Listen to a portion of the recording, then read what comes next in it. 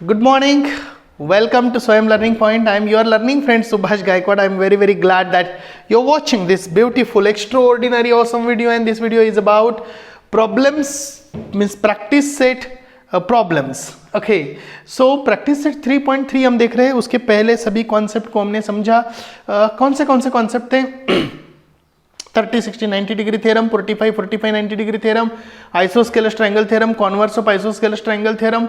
और उसके पहले हम उसके बाद लास्ट में हमने देखा कि the median drawn on hypotenuse is half of the hypotenuse. और आपको ये समझ में आया है मीडियन क्या होती है, ये समझ में आया है.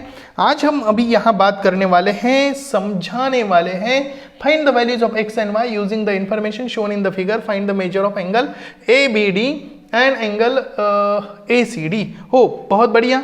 अभी तो एक बात बताओ, मुझे बताओ कि AB कॉन्ग्रुएंट है AC से, यस और यस, बोलो फटाफट.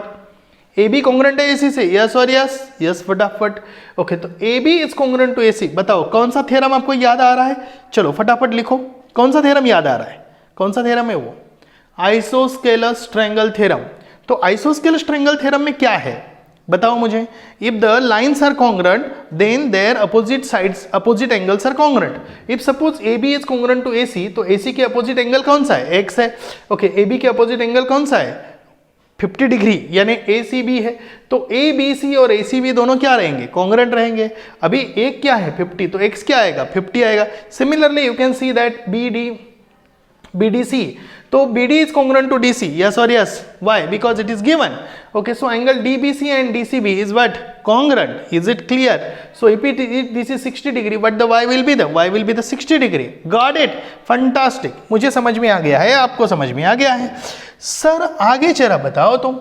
तो ABD कैसे निकालेंगे? ये कितना आया है? ये 50 आया है, और ये कितना आया है? 60 आया है. तो इसकी वैल्यू कितनी हो गई? 110. और इसकी वैल्यू कितनी हो गई? 110. सर आ गया आंसर. फंटास्टिक. सर लिख के जरा बता दो. ओके, मैं बता देता हूं फटाक से. हम यहाँ क्या लिखेंगे? सॉल्यूशन लिखेंगे, और सॉल्यूशन में लिखेंगे इन ट्रायंगल ABD. क्या बोला मैंने? In triangle ABD. क्या सही है? नहीं, इन ट्रायंगल ABC. क्या लिखना चाहिए मैंने? In triangle ABC. What to write? In triangle ABC. ABC में हम बात करेंगे in triangle ABC. AB is congruent to AC. क्या बोला मैंने?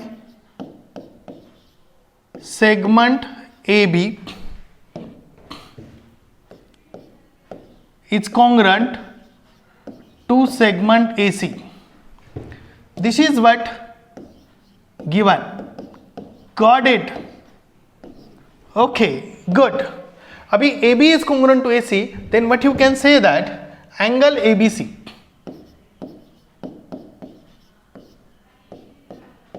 is congruent to angle ACB. This is what you can say that isosceles triangle theorem. Do you agree? Yes sir, agreed. तो मुझे बताओ angle ABC is what? X, और ACB is what? 50 degree. तो हम क्या लिखेंगे? X is equal to 50 degree. Yes और yes, directly हम ऐसा लिख सकते हैं. Similarly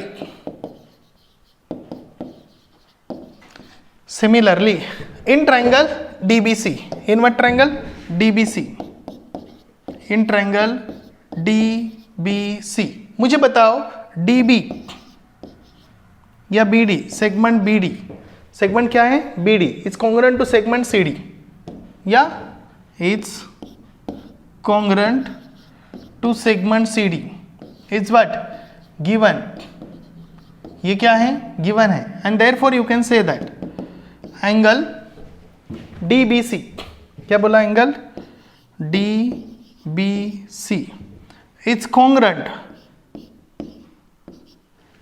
angle DBC is congruent to DCB. Do you agree? DCB. DBC is congruent to what? DBC is congruent to what? DCB. What's the reason? The reason is very simple. That is what you can say that the isosceles triangle theorem. याद रखना, ये इसका मतलब क्या है? जरा comment box में लिख के बताओ कि this is what? Isosceles triangle theorem. बहुत बढ़िया. So what you can say that triangle ये समझ आ गया कि BD is congruent to CD, so DBC is congruent to DCB। अभी मुझे बताओ कि इसका वैल्यू क्या है, इसका वैल्यू है 60 डिग्री और इसका क्या है y, तो y is equal to what 60 degree. अभी हमें ये समझ में आ गया है कि y is equal to what, you can say that the 60 degree. क्या समझ आ गया है, y इज इक्वल टू क्या समझ में आ गया है 60 degree. If y is equal to 60 degree, now what you need to do, आपको x और y की वैल्यू मिल गई, मिल गई, ओके सर मिल गई। अभी हमें क्या करना है, ABD करना है, angle ABD is equal to x plus 60 degree, हमारा right, x plus 60 degree ABD is equal to, good, बहुत बढ़िया। तो मुझे बताओ x की वैल्यू क्या है बेटा 50 डिग्री प्लस क्या है 60 डिग्री, तो आंसर क्या होगा 110। तो एंगल ABD क्या होगा, angle ABD is equal to but 110। अभी मुझे बताओ कि एंगल ACD क्या होगा, angle ACD is equal to 50 plus y, तो y क्या है 60 डिग्री, तो बताओ मुझे ये क्या आएगा, ये भी 110 आएगा। ये तो मैंने आपको पहले ही समझा दिया था, लेकिन मैंने यहाँ लिख के भी दिया है ताकि आपको समझ में आ जाए। ओके गुड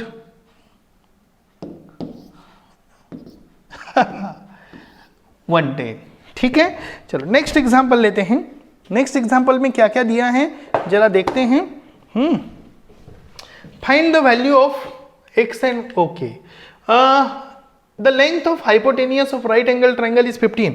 हो गुड, इसके नाम भी दिए हैं, कुछ नहीं दिए, इसको A कंसिडर करते हैं, इसको B कंसिडर करते हैं, C D। ओके क्या बोला है, the length of hypotenuse of right angle triangle is 15। Find the length of median of its hypotenuse. Okay ये मीडियन है, ये क्या है मीडियन है, ये फाइंड आउट करनी है, तो करो ना, सिंपल है। In right angle triangle median drawn on hypotenuse is half of hypotenuse. हाँ हो गया हमारा आंसर। ओके गुड, सो हम यहां लिखेंगे in triangle ABC, in triangle ABC angle ABC is equal to 90 degree. ABC 90 है, BD is a median, BD is median drawn on hypotenuse,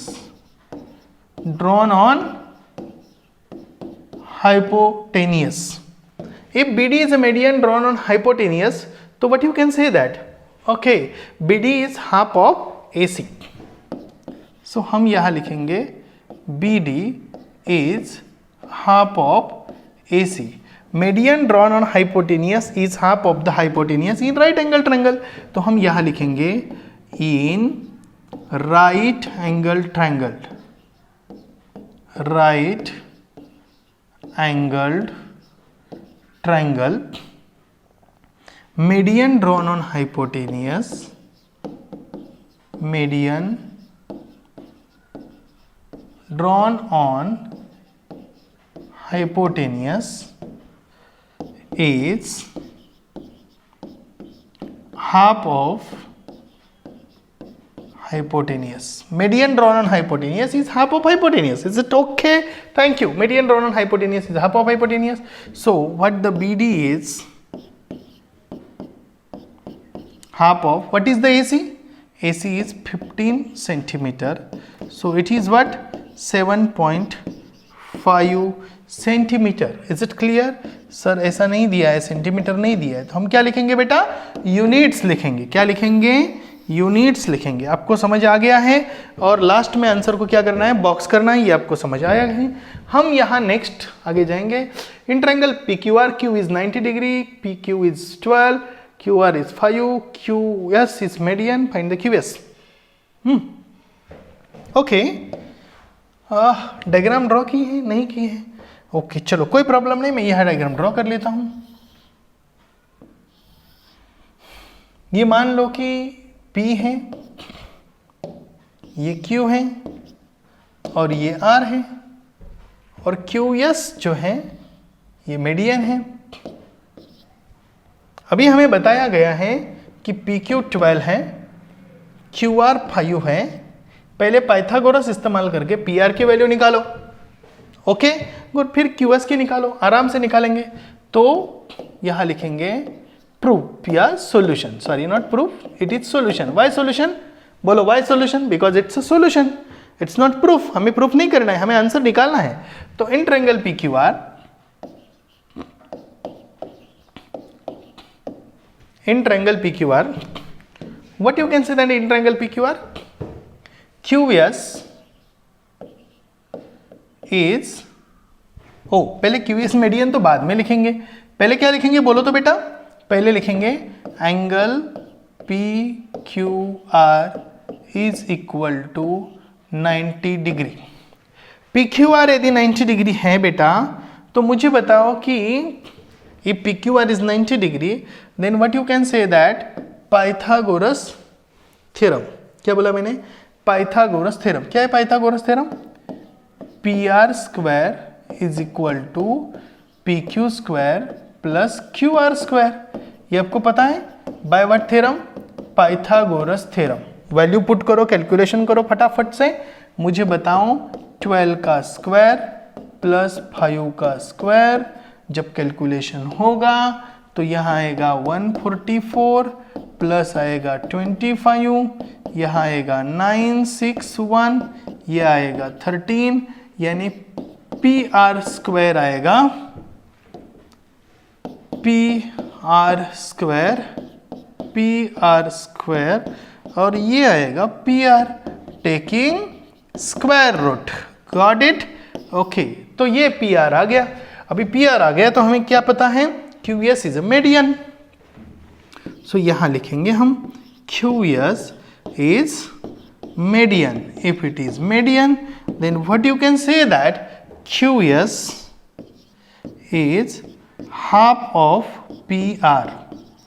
QS is what? Half of PR. तो QS if half of PR, then what you can say here? You can say easily, क्यों? हाँ, यहाँ reason तो लिखना पड़ेगा sir, reason तो लिखना ही है सर, कैसे लिखेंगे? ओके चलो, कोई प्रॉब्लम नहीं है, मैं आपको यहाँ बता देता हूँ।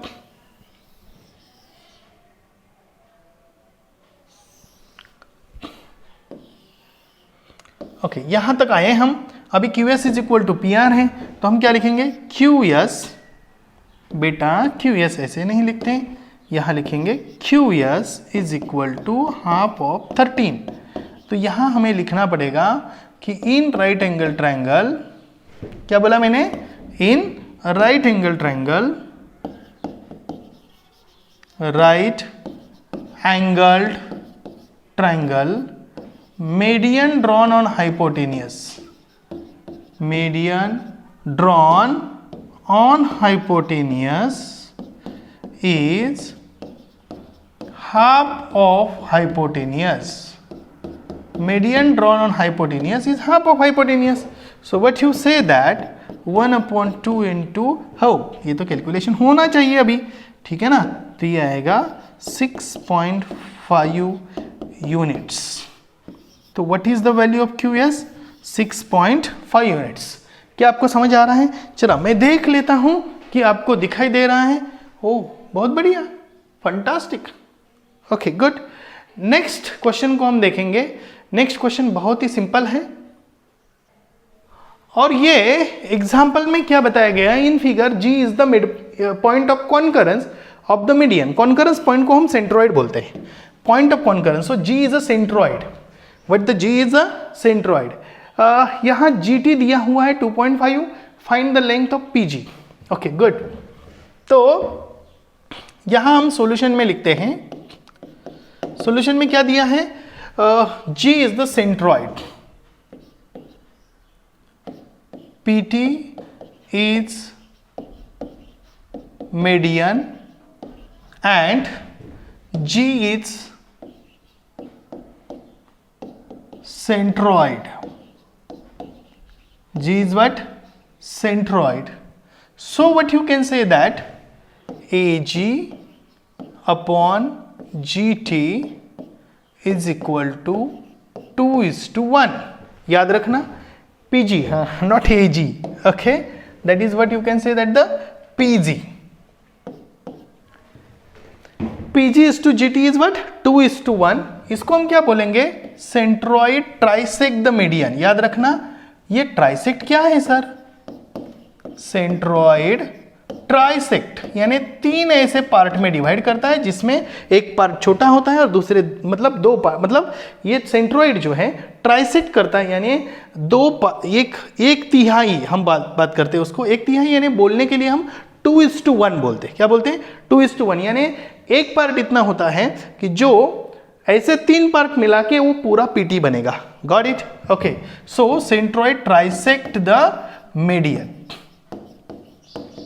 सेंट्रॉइड क्या करता है, मीडियन को ट्राइसेक्ट करता है. If it trisect the median, centroid if trisect the median, PG is to GT is equal to 2:1. तो हमें क्या समझना है, हमें यह समझना है कि इसका एडिशन करो.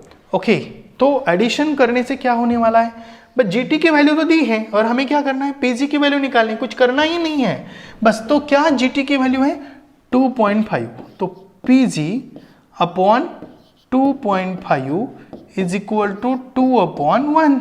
ओके ऑलरेडी जीटी की वैल्यू दे के रखी है बेटा 2.5. बहुत बढ़िया सर, बहुत बढ़िया. ये तो सिंपल है सर, ये तो ऐसे कर देंगे, ऐसे फटाफट कर देंगे.